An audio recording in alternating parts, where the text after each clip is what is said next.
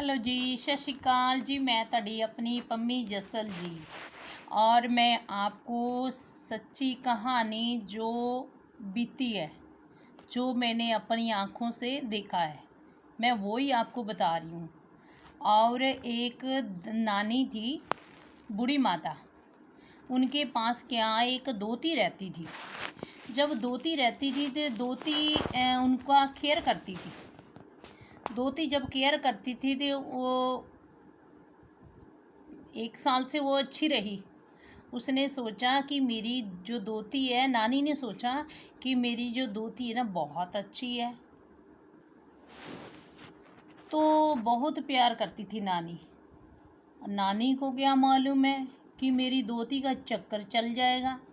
उसका चक्कर किसी के साथ क्या चल गया, ईलू ईलू।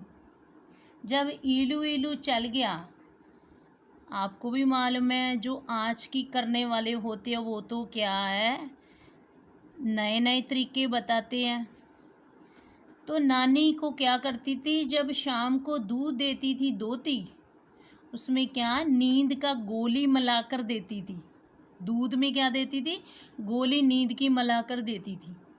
और नानी को जब देती थी, पूरा 1 साल हो गया, क्योंकि नानी को तो आदत नहीं था किसी नशे का। सिर्फ नानी को तो कैंसर की मरीज़ थी ना। नानी सोच रही है कि मुझे ये दवाई देती है कि मुझे इसलिए नींद आता है कि मैं कैंसर की मरीज़ हूँ, तो मैं जो दवाई खाती हूँ शायद मुझे उससे क्या नींद आती है। वो क्या करती थी, जब वो दिन को भी क्या करती थी, वो दोती दिन के बीच में भी उनको नींद का गोली मिला के दे देती थी, और सुबह भी उनको नींद का गोली देती थी, और शाम को भी नींद का गोली देती थी। तो उनको तो क्या ओवर नशा हो गया। जब ओवर नशा हो गया तो वो क्या, उसका जो नशा था ना, नींद वाले गोली था, उसके दिमाग में क्या लग गया। उसका दिमाग जो अपसेट हो गया। उसका दिमाग तो अपसेट होना ही है, क्योंकि वो नींद की गोली उसको सुबह शाम जो मिलती थी, लेकिन उसको मालूम नहीं था। उसने सोचा कि मैं कैंसर की मरीज हूँ, शायद इसलिए मेरे साथ होता होगा। लेकिन उसको मालूम नहीं था कि मेरी दोती मेरे साथ ऐसा कर रही है। जब मैं ऐसा किया, एक दिन मैं चली गई वहाँ पे। मैं जब चली गई तो उसने मुझे बोला, पम्मी पुत्त मेरी गल सुन। मैं क्या, हाँ चाची जी दसो। जब क्योंकि गवांढी सी ना, ਤੁਹਾਨੂੰ भी पता गवांढी ਦੇ ਵਿੱਚ ਚਾਚੀ ਤਾਈ ਭਾਬੀ ਸਾਰੇ ਹੁੰਦੇ ਆ, ਤਾਂ ਉਹ ਕੀ ਸਾਡੀ ਚਾਚੀ ਲੱਗਦੀ ਸੀ। ਤੇ ਮੈਂ ਕਿਹਾ ਹਾਂਜੀ ਚਾਚੀ ਜੀ ਦੱਸੋ ਕੀ ਗੱਲ ਹੈ। ਉਹ ਕਹਿੰਦੀ ਪੰਮੀ ਪੁੱਤ ਮੈਨੂੰ ਇੰਨਾ ਨਸ਼ਾ ਕਿਉਂ ਆਉਂਦਾ ਹੈ ਤੇ ਮੈਨੂੰ ਚੱਕਰ ਆਉਂਦੇ ਆ, ਤੇ ਜੇ ਪੁੱਤ ਤੂੰ ਮੈਨੂੰ ਡਾਕਟਰ ਦੇ ਦਿਖਾ ਦੇ। ਮੈਂ ਕਿਹਾ ਠੀਕ ਹੈ ਚਾਚੀ, ਆਪਾਂ ਡਾਕਟਰ ਨੂੰ ਦਿਖਾ ਦਿੰਦੇ ਹਾਂ, ਬੁਲਾ ਕੇ ਇੱਥੇ ਸੱਦ ਲੈਂਦੇ ਹਾਂ ਡਾਕਟਰ ਨੂੰ। ਜਦੋਂ ਉਹਨੂੰ ਪਤਾ ਚੱਲ ਗਿਆ, ਉਹਦੀ ਦੋਤੀ ਨੂੰ, ਕਿ ਪੰਮੀ ਤਾਂ ਹੁਣ ਇਹਨੂੰ ਡਾਕਟਰ ਦੇ ਲੈ ਕੇ ਜਾਊਗੀ, ਉਹ ਗੱਲਾਂ ਕਰਨ ਲੱਗ ਗਈ। ਕਹਿੰਦੀ ਦੀਦੀ ਤੁਸੀਂ ਰਹਿਣ ਦਿਓ, ਕਹਿੰਦੀ ਨਾਨੀ ਤਾਂ ਐਵੇਂ ਕਹਿੰਦੀ ਰਹਿੰਦੀ ਹੈ, ਮੈਨੂੰ ਚੱਕਰ ਆਉਂਦੇ ਆ, ਇਹ ਹੈ ਉਹ ਹੈ। ਨਾਨੀ ਖਾਣਾ ਨਹੀਂ ਖਾਂਦੀ, ਇਸ ਕਰਕੇ ਨਾਨੀ ਨੂੰ ਚੱਕਰ ਆਉਂਦੇ ਆ।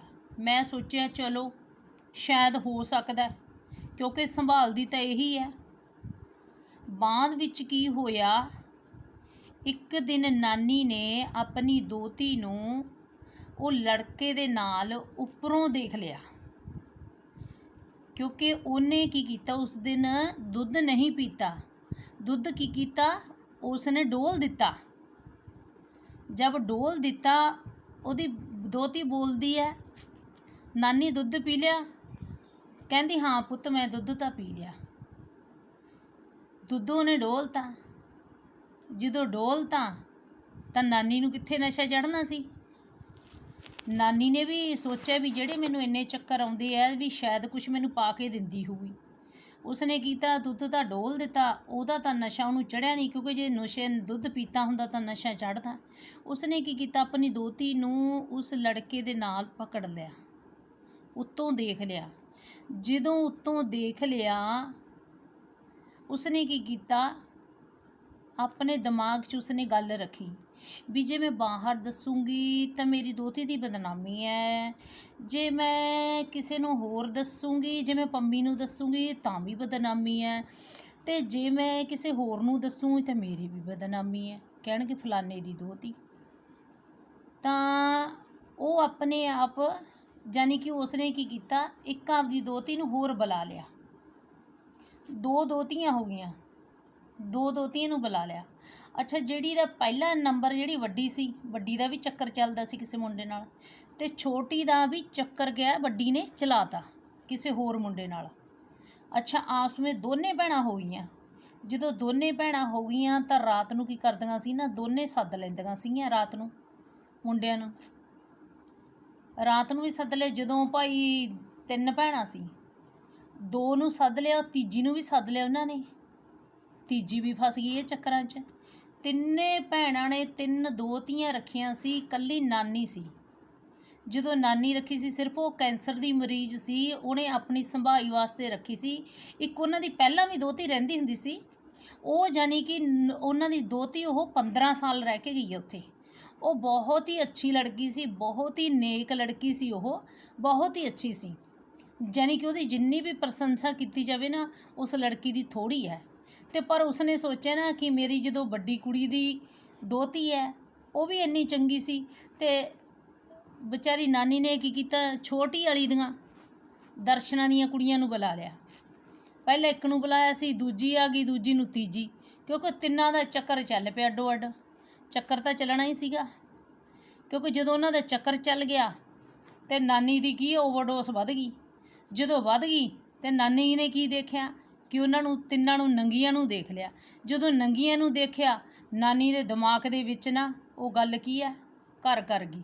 ਉਹ ਜਦੋਂ ਘਰ ਗਈ, ਘਰ ਕਰ ਗਈ, ਤਾਂ ਇੱਕ ਦਿਨ ਮੈਂ ਨੰਗੀ ਜਾਵਾਂ ਤੇ ਮੈਂ ਸੋਚਿਆ ਵੀ ਇਹ ਆ ਕੀ ਰੌਲਾ ਜਿਹਾ ਪਈ ਜਾਂਦਾ, ਮੈਂ ਇਹਨਾਂ ਦੇ ਘਰੇ ਜਾ ਕੇ ਦੇਖ ਆਵਾਂ।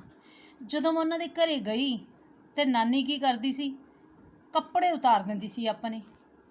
ਤੇ ਮੈਂ ਕਹਿੰਦੀ, ਚਾਚੀ ਤੂੰ ਕੱਪੜੇ ਕਾਹਤੋਂ ਉਤਾਰਦੀ ਐ? ਤੇ ਦੱਸ ਸਕੇ ਨਾ ਵਿੱਚੋਂ ਗੱਲ, ਆਪਣੇ ਕੱਪੜੇ ਉਤਾਰ ਦਿਆ ਕਰੇ, ਕਿਉਂਕਿ ਉਹ ਸਾਨੂੰ ਸਮਝਾਉਂਦੀ ਸੀ ਕਿ ਮੇਰੀਆਂ ਦੋਹਤੀਆਂ ਇਹੋ ਜਿਹਾ ਕੁਛ ਕਰਦੀਆਂ ਨਾ, ਤੇ ਅਸੀਂ ਸਮਝ ਨਹੀਂ ਸਕੇ। ਅਸੀਂ ਸੋਚਿਆ ਚਲੋ ਕੈਂਸਰ ਦੀ ਮਰੀਜ਼ ਹੈ, ਸ਼ਾਇਦ ਐਪਸੈਟ ਕਰਕੇ ਥੋੜ੍ਹਾ ਜਿਹਾ ਦਿਮਾਗ ਨੂੰ ਚੜ੍ਹੀਆਂ ਹੋਣੀਆਂ ਗੋਲੀਆਂ ਗਾਲੀਆਂ। ਲੇਕਿਨ ਵਾਧਾ ਵੱਧ ਗਿਆ। ਇੱਕ ਦਿਨ ਫਿਰ ਕੀ ਕੀਤਾ, ਚਾਚੀ ਨੇ ਮੈਨੂੰ ਦੱਸ ਹੀ ਦਿੱਤਾ, ਉੱਤੇ ਇਹ ਐਂ ਕਰਦੀਆਂ ਨਾ, ਜਿਹੜੇ ਮੁੰਡੇ ਦੇ ਨਾਲ ਜਿਹੜੀ ਪਹਿਲੀ ਦੋਹਤੀ ਵੱਡੀ ਕਰਦੀ ਸੀ, ਮੈਂ ਉਹਨਾਂ ਦੇ ਘਰੇ ਵਗ ਗਈ ਮੁੰਡੇ ਵਾਲਿਆਂ ਦੇ। ਮੈਂ ਕਿਹਾ ਚਾਚੀ ਉਹ ਲੱਗਦੀ ਸੀ, ਚਾਚੀ ਤੇਰਾ ਮੁੰਡਾ ਉਹਨਾਂ ਦੇ ਘਰੇ ਐਂ ਕਰਦਾ। ਚਾਚੀ ਤਾਂ ਪੈ ਗਈ ਮੇਰੇ ਗਲ, ਐਵੇਂ ਤੂੰ ਮੇਰੇ ਪੁੱਤ ਦੀਆਂ ਗੱਲਾਂ ਬਣਾਉਣੀ ਹੈ। ਮੈਂ ਕਿਹਾ ਚਾਚੀ ਗੱਲਾਂ ਨਹੀਂ ਬਣਾਉਂਦੀ, ਉਹਨੇ ਕਿਹਾ। ਫਿਰ ਮੇਰੀ ਛੋਟੀ ਭੈਣ ਨੇ ਕਹਿਤਾ, ਕਹਿੰਦੀ ਉਹ ਤਾਂ ਤੇਰੀ ਨੂੰਹ ਹੈ ਤੇ ਤੂੰ ਗੱਲਾਂ ਕੀ ਸਾਡੇ ਨਾਲ ਲੜਨ ਨੂੰ ਆਉਣੀ ਹੈ।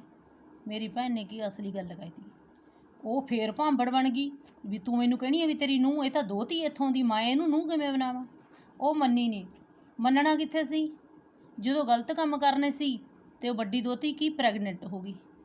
ਜਦੋਂ ਪ੍ਰੈਗਨੈਂਟ ਹੋ ਗਈ, ਉਹ ਦੋਹਤੀ ਕੀ ਕੀਤਾ, ਮੁੰਡੇ ਵਾਲਿਆਂ ਦੇ ਘਰੇ ਵਗ ਗਈ।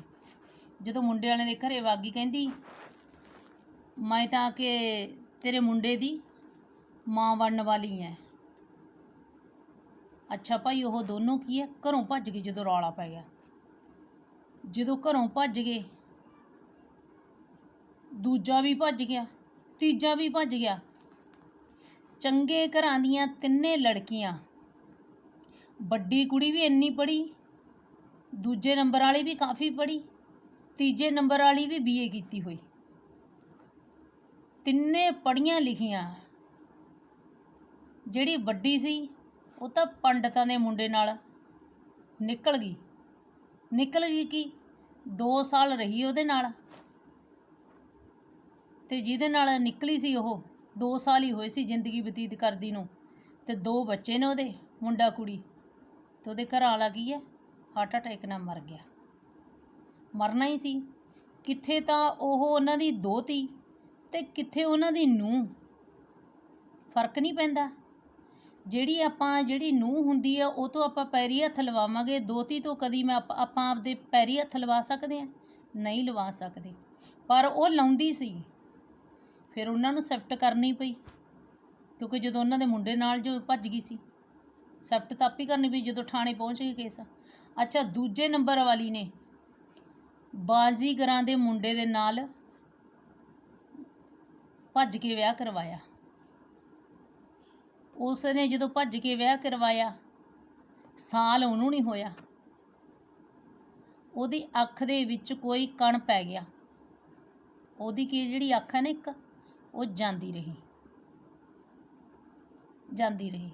ਔਰ ਤੀਜੀ ਨੇ ਬਾਣੀਆਂ ਦੇ ਮੁੰਡੇ ਦੇ ਨਾਲ ਭੱਜ ਕੇ ਵਿਆਹ ਕਰਵਾਇਆ ਇਕੱਠਾ ਹੀ ਹੈ ਤਿੰਨਾਂ ਨੇ। ਉਹ ਜਦੋਂ ਤੀਜੀ ਨੇ ਕਰਵਾਇਆ, ਤੀਜੀ ਜਦੋਂ ਪ੍ਰੈਗਨੈਂਟ ਹੋਈ, ਜਦੋਂ ਉਹਦੇ ਬੱਚਾ ਹੋਇਆ, ਤੇ ਜਿਹੜਾ ਬੱਚਾ ਹੈ ਉਹ ਬੱਚਾ ਚੰਗੀ ਤਰ੍ਹਾਂ ਆਪਣੇ ਪੈਰਾਂ 'ਤੇ ਬੈਠ ਨਹੀਂ ਸਕਦਾ, ਕਿਉਂਕਿ ਤਿੰਨੇ ਹੀ ਦੋਹਤੀਆਂ ਸੀ, ਤਿੰਨੇ ਹੀ ਪਿੰਡ ਦੇ ਵਿੱਚ ਬੈਠ ਗਈਆਂ। ਉਹ ਵੀ ਗਵਾਂਢੀਆਂ ਦੇ ਘਰੇ ਬੈਠ ਗਈਆਂ। ਜਿਹੜੇ ਗਵਾਂਢੀ ਦੇਖਦੇ ਸੀ ਉਹ ਹਾਏ ਹਾਏ ਕਰਦੇ ਸੀ, ਮੱਥੇ 'ਤੇ ਹੱਥ ਮਾਰਦੇ ਸੀ ਕਿ ਇਹਨਾਂ ਦੀ ਫੁੱਟ ਗਈ ਕਿਸਮਤ। ਇਹ ਦੇਖਦੀਆਂ ਵੀ ਨਹੀਂ ਵੀ ਇਹ ਸਾਡੇ ਭਰਾ ਲੱਗਦੇ ਜਾਂ ਕੀ ਲੱਗਦੇ ਆ, ਕਿਉਂਕਿ ਇਸ਼ਕ ਹਮੇਸ਼ਾ ਅੰਨਾ ਹੀ ਹੁੰਦਾ। ਜਦੋਂ ਐਦਾਂ ਕੀਤਾ ਤੇ ਤਿੰਨਾਂ ਦੇ ਨਾਲ ਹੀ ਇਹ ਘਟਨਾ ਕੀ ਹੈ ਬੀਤਣੀਆਂ ਤਾਂ ਸੀਗੀਆਂ, ਕਿਉਂਕਿ ਲੋਕਾਂ ਦੀਆਂ ਬਦਦੁਆਵਾਂ ਸੀਗੀਆਂ।